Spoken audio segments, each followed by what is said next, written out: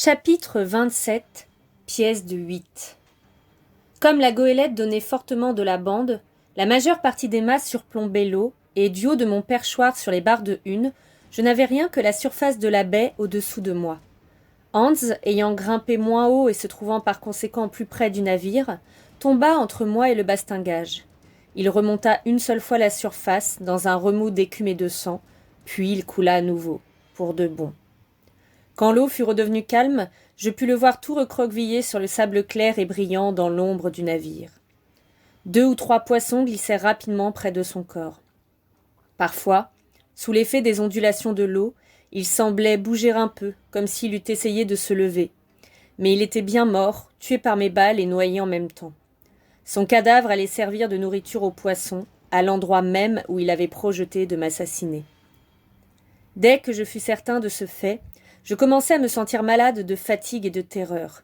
Le sang coulait sur mon dos et sur ma poitrine. Le poignard, à l'endroit où il avait cloué mon épaule au mât, me brûlait comme un fer rouge. Pourtant, ce n'étaient pas ces souffrances réelles qui me torturaient le plus, car je me sentais capable de les supporter sans une plainte. Mais j'avais affreusement peur de tomber de mon perchoir dans cette eau verte et calme, à côté du cadavre du patron de canot. Je me cramponnais des 2 mains, jusqu'à en avoir mal aux ongles, en fermant les yeux comme pour me cacher le danger. Peu à peu, mon pouls reprit un rythme normal et je retrouvai ma présence d'esprit. Ma première idée fut d'arracher le poignard, mais soit qu'il fût trop enfoncé, soit que le cœur me manquât, je renonçai à ce projet en frissonnant violemment.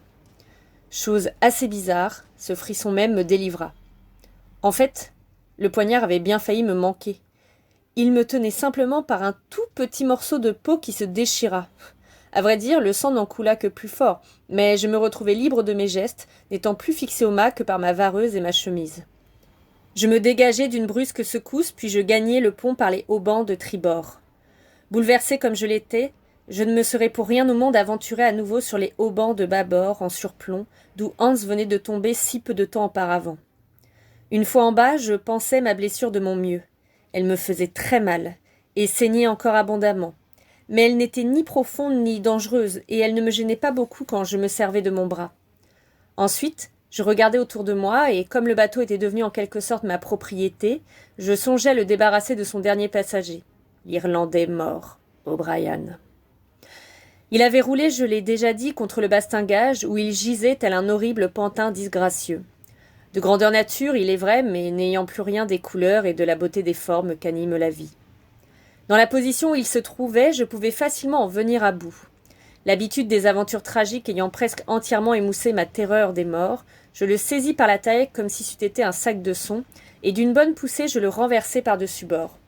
Il tomba dans la mer avec un plongeon retentissant. Le bonnet rouge se détacha de sa tête et flotta à la surface. Dès que le clapotement eut cessé, je vis les 2 cadavres côte à côte, oscillant sous l'effet des ondulations de l'eau. O'Brien, bien qu'il fût encore jeune, était complètement chauve. Sa tête dénudée reposait sur les genoux de l'homme qui l'avait tué, et les poissons, rapides comme des flèches, évoluaient autour d'eux. À présent, je me trouvais seul à bord. La marée venait de changer. Le soleil était si près de se coucher que, déjà, l'ombre des pins de la rive ouest s'étendait à travers le mouillage et traçait des dessins sur le pont. La brise du soir s'était levée. Bien qu'elle fût arrêtée du côté de l'ouest par la colline aux 2 pics, les cordages chantaient doucement et les voiles inertes claquaient de ci de là. Le navire me parut en danger. J'eus tôt fait d'amener les phoques qui s'abattirent sur le pont, mais la grand-voile présentait un problème beaucoup plus difficile. Naturellement, lorsque la goélette s'était mise à la bande, le guy avait glissé hors bord, de sorte que son extrémité et 2 pieds de la voile trempaient dans l'eau. Je jugeai que ceci rendait la situation encore plus dangereuse, mais la tension était si forte que j'avais peur d'intervenir.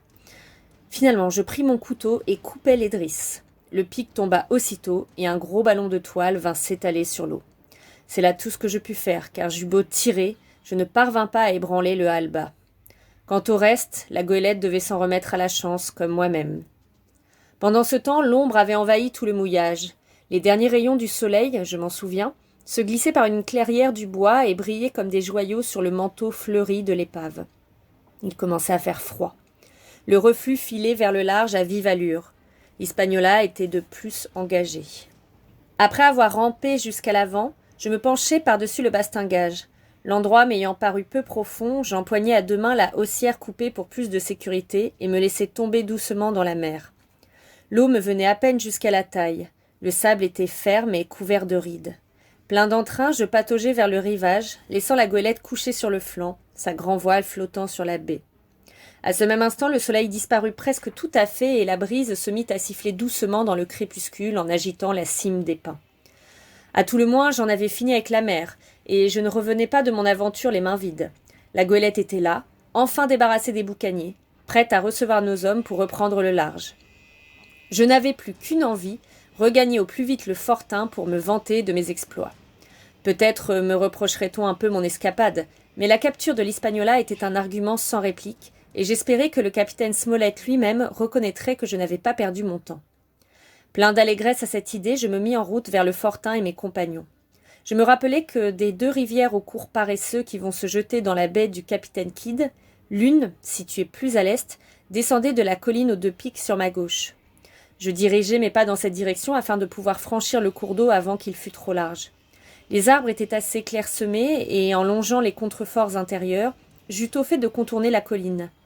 Peu de temps après, je franchissais la rivière à gué, avec de l'eau jusqu'au mollet.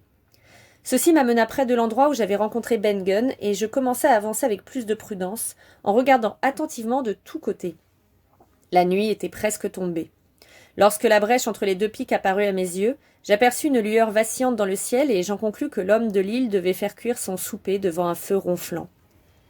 Néanmoins, je m'étonnai beaucoup de son imprudence, car si je voyais cette clarté, ne pouvait-elle pas aussi bien frapper l'œil de Silver et de ses compagnons dans leur campement au milieu du marécage ?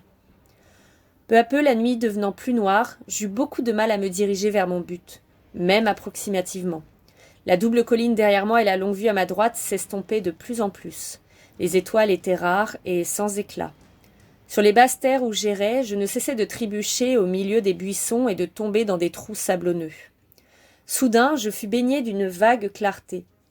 Une lueur pâle nimbait le sommet de la longue vue, et peu de temps après je vis un large disque d'argent surgir très bas à l'horizon, derrière les arbres. La lune venait de se lever. Guidé par cette lumière, je franchis rapidement le trajet qui me restait encore à couvrir. Tantôt marchant, tantôt courant, je me rapprochai du Fortin, plein d'impatience. Néanmoins, au moment de pénétrer dans le bois situé devant la palissade, j'eus assez de bon sens pour ralentir le pas et avancer avec prudence. En effet, c'eût été finir piteusement mon aventure que de me faire tuer par erreur par mes propres amis. La lune devenait plus haute. Sa clarté commençait à tomber çà et là en larges flaques dans les parties les moins touffues du bois. Soudain, droit devant moi, une lueur de couleurs différentes apparut parmi les arbres. Elle était d'un rouge ardent et parfois elle s'obscurcissait un peu, comme si elle provenait des tisons d'un énorme feu sur le point de s'éteindre. Je n'avais pas la moindre idée de ce que cela pouvait être. Finalement, j'arrivai à la limite de la clairière. Son extrémité ouest était déjà baignée de clair de lune. Le reste, et le Fortin lui-même, demeuraient encore plongés dans une obscurité opaque, zébrée de longues bandes de lumière argentée. De l'autre côté du Fortin, un énorme feu achevait de se consumer en braise de couleur vive, dont le rouge éclat contrastait fortement avec la douce pâleur de la lune. Pas une âme ne bougeait. Il n'y avait pas d'autre bruit que le sifflement de la brise. Je m'arrêtai, en proie à la surprise et peut-être à une certaine terreur. Nous n'avions pas l'habitude de faire de grands feux car, par ordre du capitaine, nous ménagions beaucoup le bois à brûler. Je commençai donc à craindre qu'un malheur ne fût arrivé au cours de mon absence. Je fis le tour de la palissade par l'extrémité est en ayant soin de rester dans l'ombre, puis je la franchis à un endroit propice où les ténèbres étaient particulièrement denses. Pour ne négliger aucune précaution, je me mis à 4 pattes et rampai sans faire de bruit vers le coin du Fortin. Soudain, tandis que j'approchais du but, j'éprouvai un grand soulagement. Ce n'est pas un bruit agréable en soi, et j'ai eu souvent l'occasion de m'en plaindre en d'autres circonstances.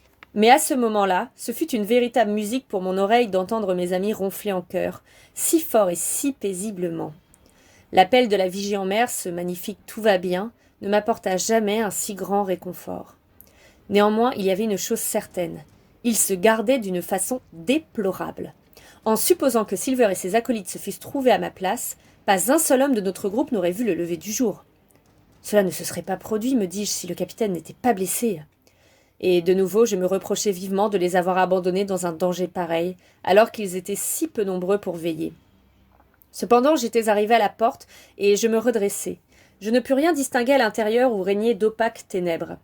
D'autre part, je n'entendais que le ronflement régulier des dormeurs, et parfois de petits bruits semblables à des froissements de plumes ou à des coups de bec parfaitement inexplicables pour moi. J'entrai d'un pas ferme, les bras tendus en avant. J'avais l'intention, et j'en riais en silence, d'aller m'étendre à ma place habituelle pour me moquer ensuite de la mine que feraient mes compagnons quand ils me trouveraient le lendemain matin. Mon pied heurta un objet mou, la jambe d'un dormeur qui se retourna en grognant mais sans s'éveiller. Puis brusquement, une voix stridente se mit à crier dans les ténèbres. « Pièce de 8 ! Pièce de 8 ! Pièce de 8 ! Pièce de 8 ! Pièce de 8 !» Et ainsi de suite, sans arrêt ni changement de ton comme le cliquetis d'un minuscule moulin. « Capitaine Flint, le perroquet vert de Silver. C'était lui que j'avais entendu becqueter un morceau d'écorce. C'était lui qui, montant la garde mieux qu'aucun être humain, annonçait ainsi mon arrivée avec sa fastidieuse rengaine. » Je n'eus pas le temps de retrouver mes esprits. Éveillés par la voix grinçante du perroquet, les dormeurs se levèrent d'un bond. Puis j'entendis Silver proférer un horrible blasphème et crier « Qui va là ?» Je fis demi-tour pour m'enfuir, me cognai violemment contre quelqu'un, reculai, puis tombai dans les bras d'un second individu qui les referma aussitôt et me tint solidement. « Apporte une torche, Dick !» ordonna Silver quand ma capture fut ainsi assurée. Sur ce, un des hommes sortit du fortin et revint bientôt porteur d'un tison enflammé.